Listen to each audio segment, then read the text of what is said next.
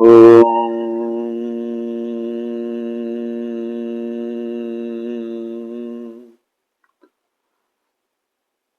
आप सभी का बहुत बहुत स्वागत है। भगवान शिव आप पर सदैव अपनी कृपा बनाए रखें, यही मेरी कामना है। आइए शुरू करते हैं शिव पुराण की रुद्र संहिता की इस कथा से ऋषि मुनि हमें क्या संदेश देना चाहते हैं।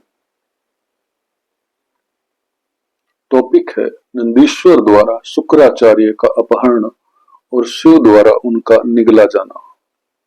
100 वर्ष के बाद शुक्र का शिवलिंग के रास्ते बाहर निकलना, शिव द्वारा उनका शुक्र नाम रखा जाना और शुक्र द्वारा जपे गए मृत्युंजय मंत्र और शिवाष्टोत्र सतनाम स्तोत्र का वर्णन, शिव द्वारा अंधक को वरदान देना।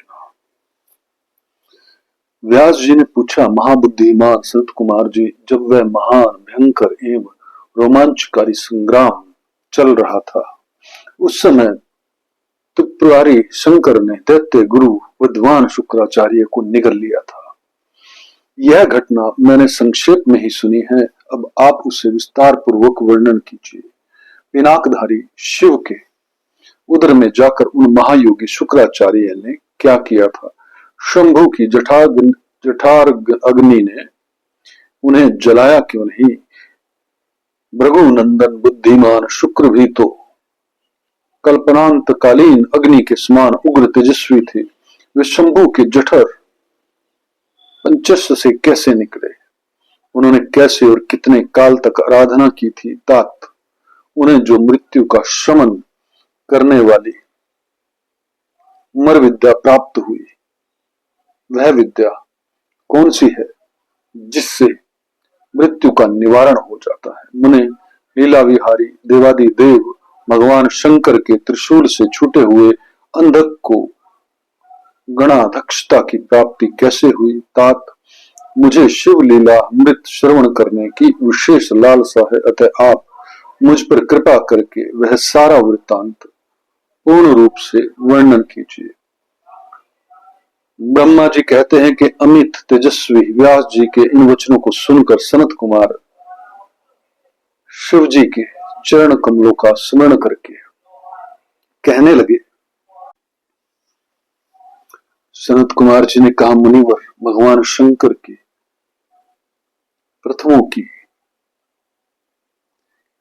जब अत्यंत विजय होने लगी, तब अंधक घबराकर शुक्राचार्य जी की शरण में गया और उसने गिड़गिड़ाकर मृत संजीवनी विद्या द्वारा मरे हुए असुरों को जीवित करने की प्रार्थना की। इस पर शुक्राचार्य ने शरणागत धर्म की रक्षा करना उचित समझा। फिर तो वे युद्ध स्थल में गए और आनंद पूर्वक विद्या के स्वामी शंकर का स्मरण करके एक एक दैत्य पर मृत संजीवनी विद्या का प्रयोग करने लगे। उस विद्या का प्रयोग होते ही वे सभी दैत्य दानव वीर एक साथ ही हथियार लिए हुए इस प्रकार उठ खड़े हुए मानो अभी सोकर उठे। जैसे पूर्णता अभ्यस्त किया हुआ वेद समर भूमि में बादल और श्रद्धा पूर्वक ब्राह्मणों को दिया हुआ धन आपत्ति के समय तुरंत प्रकट हो जाता है, उसी प्रकार वे खड़े हुए। शुक्राचार्य के संजीवनी प्रयोग से जब बड़े बड़े दानव जीवित होकर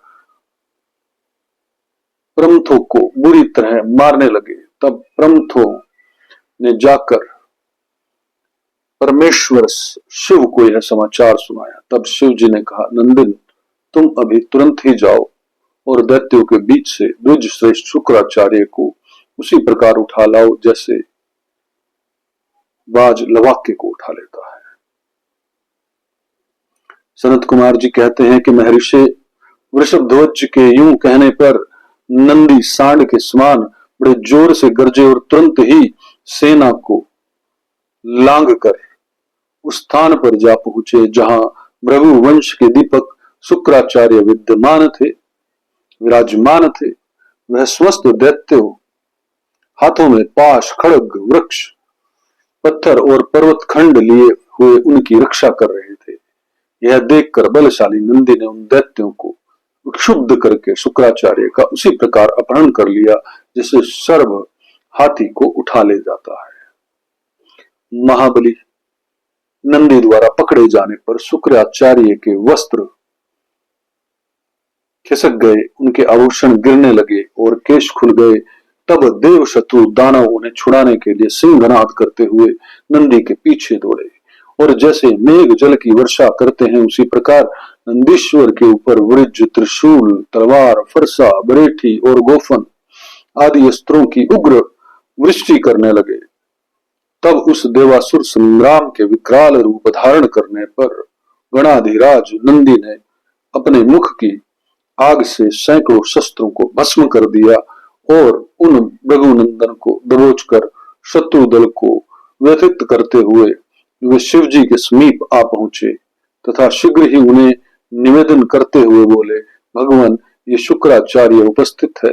तब भूतनाथ देवादिदेव शंकर ने पवित्र पुरुष द्वारा प्रदान किए गए उपहार की भांति शुक्राचार्य को पकड़ लिया और बिना कुछ कहे उन्हें फल की तरह मुख में डाल दिया। उस समय समस्त असुर उग्र स्वर से हाहाकार करने लगे। व्यास जी जब गृजेश्वर ने शुक्राचार्य को निगल लिया तो तब दैत्यों की विजय की आशा जाती रही। उस समय उनकी दशा सूंड रहित गजराज, सिंहहीन सांड, मस्तक विहीन देह, अध्ययन रहित ब्राह्मण, उदमहीन प्राणी, भाग्यहीन के उदम, पति रहित स्त्री, फल वर्जित बाण, पुण्यहीनों की आयु, वृत्त रहित वेदा धन, एकमात्र वैभव शक्ति के बिना निष्फल हुए कर्म समूह, शूरताहीन क्षत्रिय और सत्य के बिना धर्म समुदाय की भांति शोचनीय हो गई। दैत्यों का सारा उत्साह जाता रहा। तब अंधक के महान दुख प्रकट करते हुए अपने शूरवीरों को बहुत उत्साहित किया और कहा, वीरों जो रणगज्ज छोड़कर भाग जाते हैं उनकी ख्याति अपयश रूपी कालिमा से मलिन हो जाती है और उन्हें इस लोक में तथा परलोक में कहीं भी सुख नहीं मिलता। यदि पुनर्जन्म रूपी मल का अपहरण करने वाले धरा तीर्थ रण तीर्थ में अवगाहन कर लिया जाए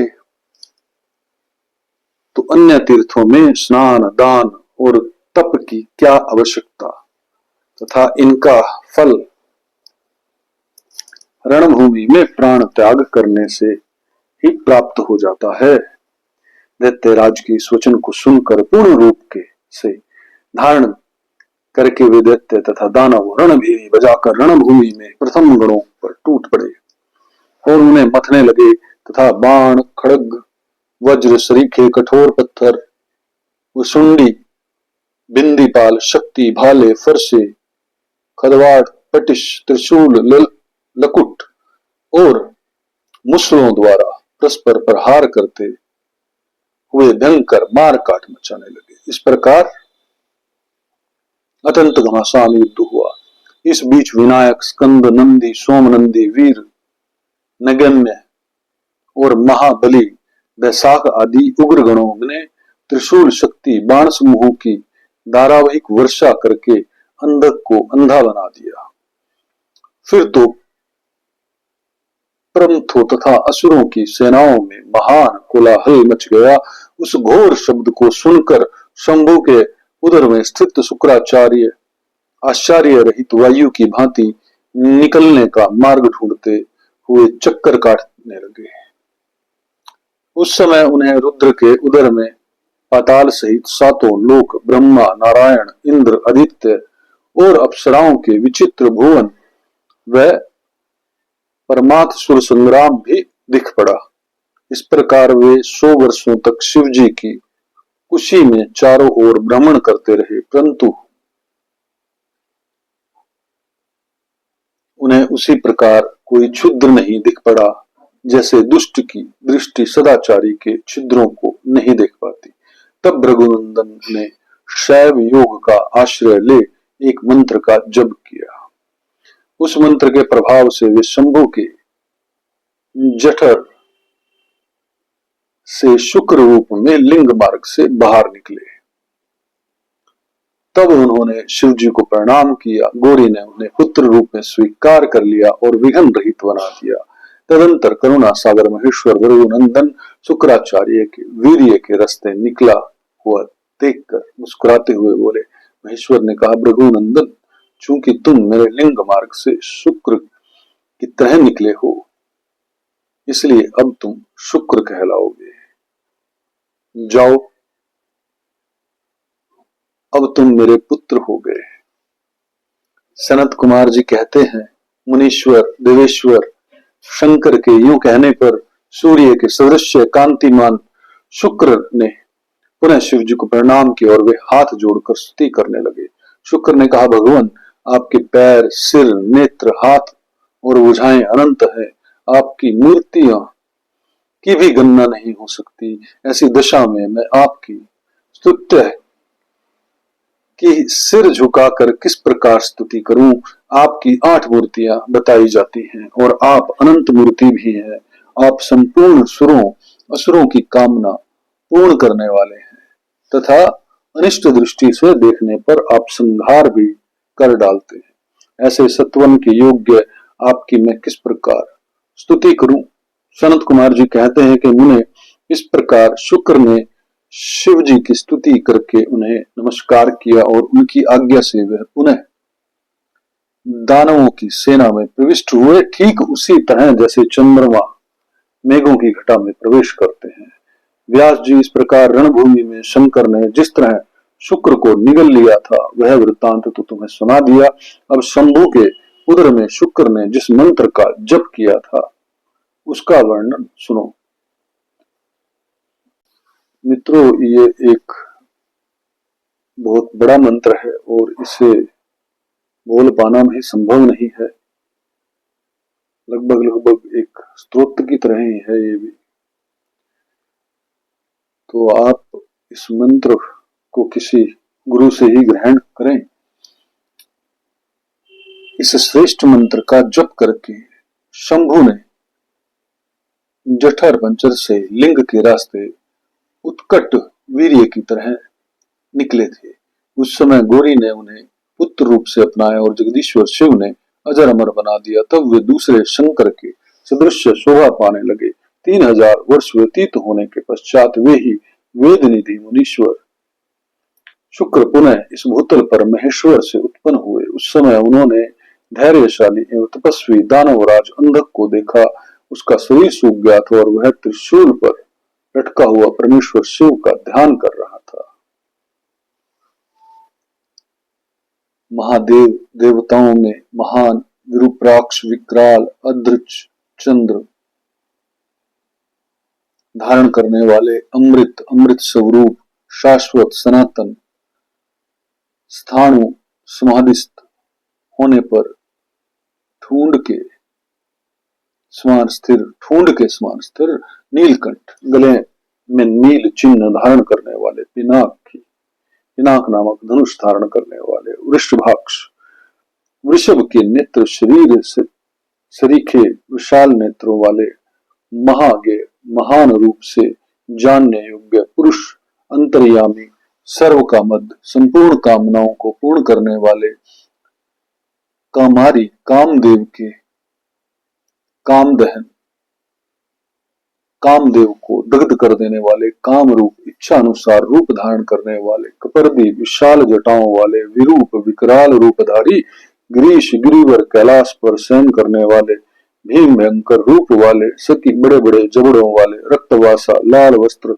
धारी, योगी, योग के ज्ञाते, काल दहन, काल को भस्म कर देने वाले, त्रिपुरों के संहार करता, कृपाली, पाल धारण करने वाले, गूढ़वत, जिनका व्रत प्रकट नहीं होता, गुप्त मंत्र, गोपनीय मंत्रों वाले, गंभीर स्वभाव वाले, भाव गोचर, भक्तों की भावना के अनुसार प्रकट होने वाले, अणिमादि गुणाधार, अणिमा आदि सिद्धियों के अधिष्ठान, त्रिलोकेश्वरदायक, त्रिलोकी का ऐश्वर्य प्रदान करने वाले, वीर, बलशाली, वीरहंता, शत्रु वीरों को मारने वाले, घोर, दुष्टों के लिए भयंकर, विरूप, विकट रूप धारण करने वाले, मांसल, मोटे ताजे शरीर वाले, पटु, निपुण, महागासाद, श्रेष्ठ फल का गुदा खाने वाले, उन्मुत मत वाले, भैरव, काल भैरव स्वरूप, महेश्वर, देवेश्वरों में भी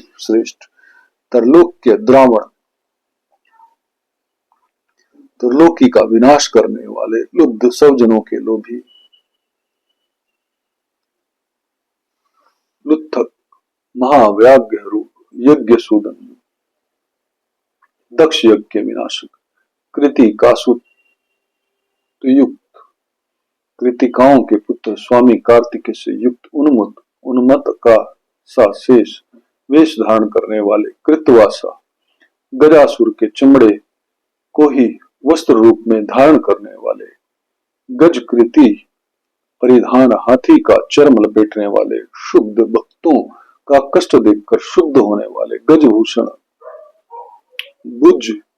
भुजंग भूषण, सर्पों को भूषण रूप में धारण करने वाले, दतालंब, भक्तों के अवलंब दाता, वेताल, वेताल स्वरूप, घोर घोर, शाकनी पूजित, शाकनियों द्वारा समाराधित, अघोर अघोर पथ के प्रवर्तक, घोर दैत्यगर, भयंकर दैत्यों के संहारक, घोर घोष, भीषण शब्द करने वाले, वनस्पति, वनस्पति स्वरूप, भस्मांग, शरीर में भस्म रमाने वाले, जटिल, जटाधारी, शुद्ध, परम पावन,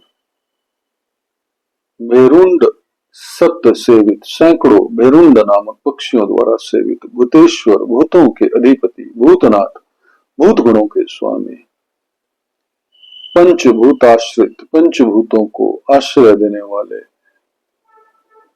खग, गगन विहारी, क्रोधित, क्रोध युक्त, निष्ठुर, दुष्टों पर कठोर व्यवहार करने वाले, चंड, प्रचंड, प्राक्रमी, चंडीश, चंडी के प्राणनाथ, चंडिका प्रिय, चंडिका के प्रियतम, चंडतुंड, अत्यंत कुपित मुख वाले,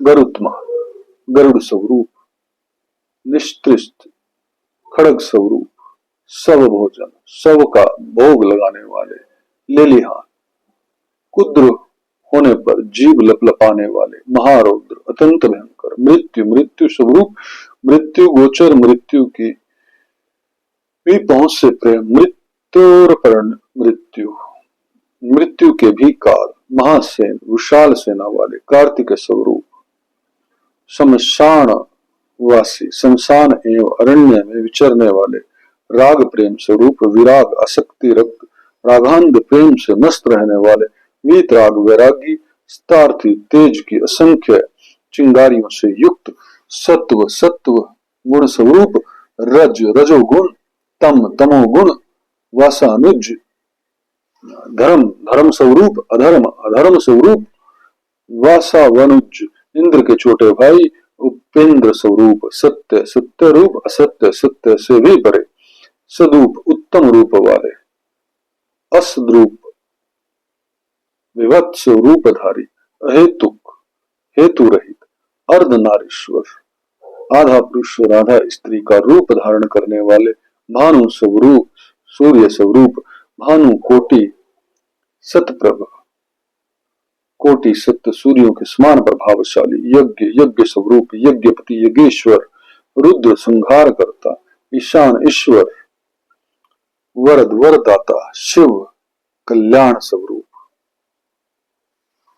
परमात्मा शिव की इन 108 मूर्तियों का ध्यान करने से वह दानव उस महान भय से मुक्त हो गया। भक्तजनों, बड़े अद्भुत जो है वो नाम यहाँ पर लिए गए, उससे कोई गलती हुई हो इन नाम लेने में तो भगवान शिव मुझे क्षमा करें। आगे शुरू करते हैं। उस समय प्रसंग हुए जटाधारी शंकर ने उसे मुक्त करके उस त्रिशूल के अग्रभाग से उतार लिया और दिव्य अमृत की वर्षा से अभिषिक्त कर दिया। तत्पश्चात महात्मा महेश्वर उसने जो कुछ किया उस सब का सांत्वना पूर्वक वर्णन करते हुए उस महादेव अंधक से बोले। ईश्वर ने कहा, हे दैतेंद्र, मैं तेरे इंद्रिय, निग्रह, नियम, शौर्य और धर्म से प्रसन्न हो गया हूं, अतः सुव्रत अब तू कोई वर मांग ले। दैत्यों के राजाधिराज, तूने निरंतर मेरी आराधना की है, इससे तेरा सारा कल्प में धुल गया है और अब तू वर पाने योग्य हो गया है। इसलिए मैं तुझे वर देने के लिए आया हूं, क्योंकि 3000 वर्षों तक बिना खाए पिए प्राण धारण किए रहने से तूने जो पुण्य कमाया है, उसके फलस्वरूप तुझे सुख की प्राप्ति होनी चाहिए। सनत कुमार जी कहते हैं कि मुने, यह सुनकर अंधक ने भूमि पर अपने घुटने टेक दिए और फिर वह हाथ जोड़कर कांपता हुआ भगवान उमापति से बोला। अंधक ने कहा, भगवान, आपकी महिमा जाने बिना मैंने पहले रण रणज्ञ में हर्ष गदगद वाणी से आपको जो दीनहीन तथा नीच से नीच कहा और मूर्खता उस लोक में जो जो निंदित कर्म किया है, प्रभु उस सब को आप अपने मन में स्थान न दे, अर्थात उसे भूल जाएं। महादेव, मैं अत्यंत ओछा और दुखी हूं। मैंने काम दोषवश पार्वती के विषय में भी जो दूषित भावना कर ली थी, उसे आप क्षमा कर दें। आपको तो अपने कृपण दुखी एवं दीन भक्त पर सदा ही विशेष दया करनी चाहिए। मैं उसी तरह का एक दीन भक्त हूं और आपकी शरण में आया हूं। देखिए, मैंने आपके सामने अंजुलि बांध रखी है, अब आपको मेरी रक्षा करनी चाहिए। ये जगत जननी पार्वती देवी भी मुझ पर प्रसन्न हो जाए और सारे क्रोध को त्याग कर मुझे कृपा दृष्टि से देखे। चंद्रशेखर, कहां तो इनका भयंकर क्रोध और कहां मैं तुच्छ दैत्य चंद्रमौली में किसी प्रकार उसको सहन नहीं कर सकता। शंभु, कहां तो परम उदार आप और कहां बुढ़ापा, मृत्यु तथा काम क्रोध आदि दोषों के वशीभूत मैं, अर्थात मेरी आपके साथ क्या तुलना। महेश्वर, आपके ये युद्ध कला निपुण महाबली वीर पुत्र मेरी कल्पना तर पर विचार करके अब क्रोध के वशीभूत मत हो। तुषार हार, चंद्र किरण, शंख, कुंद पुष्प और चंद्रमा के से वर्ण वाले शिव, मैं इन पार्वती को गुरुता के गौरव वश नित्य मात्र दृष्टि से देखूं। मैं नित्य आप दोनों का भक्त बना रहूं। देवताओं के साथ धोने वाला मेरा वैर दूर हो जाए और मैं शांत चित्त हो योग चिंतन करता हुआ गणों के साथ निवास करूं। महेशान, आपकी कृपा से मैं उत्पन्न हुए इस विरोधी दानव भाव का पुण्य कभी स्मरण न करूं। यही उत्तम वर मुझे प्रदान कीजिए। सनत कुमार कहते हैं कि मुनि सतम इतनी बात कहकर वह दैत्य राज माता पार्वती की ओर देखकर त्रिनयन शंकर का ध्यान करता हुआ मौन हो गया। तब रुद्र ने उसकी ओर कृपा दृष्टि से देखा। उनकी दृष्टि पड़ते ही उसे पूर्व वृत्तांत तथा अद्भुत जन्म का स्मरण हो आया। उस घटना का स्मरण होते ही उसका मनोरथ पूर्ण हो गया। फिर तो माता पिता उमा महेश्वर को प्रणाम करके वह कृत्य कृत्य हो गया। उस समय पार्वती तथा बुद्धिमान शंकर ने उसका मस्तक सूंघ कर प्यार किया। इस प्रकार अंधक ने प्रसन्न हुए चंद्रशेखर से अपना सारा मनोरथ प्राप्त किया। मुने, महादेव जी की कृपा से अंधक को जिस प्रकार परम सुखद गणाध्यक्ष पद प्राप्त हुआ था, वह सारा वृत्तांत, पुरातन वृत्तांत मैंने तुम्हें सुना दिया और मृत्युंजय मंत्र का भी वर्णन कर दिया। यह मंत्र मृत्यु का विनाशक और संपूर्ण कामनाओं का फल प्रदान करने वाला है। इसे प्रयत्न पूर्वक जपना चाहिए। इस कथा के अंदर भगवान शिव के 108 नाम दिए गए हैं। अद्भुत है, अद्भुत है। आप सबका कल्याण हो। भगवान शिव आप पर सदैव कृपा रखें। ओम तत्सत, ओम तत्सत, ओम तत्सत।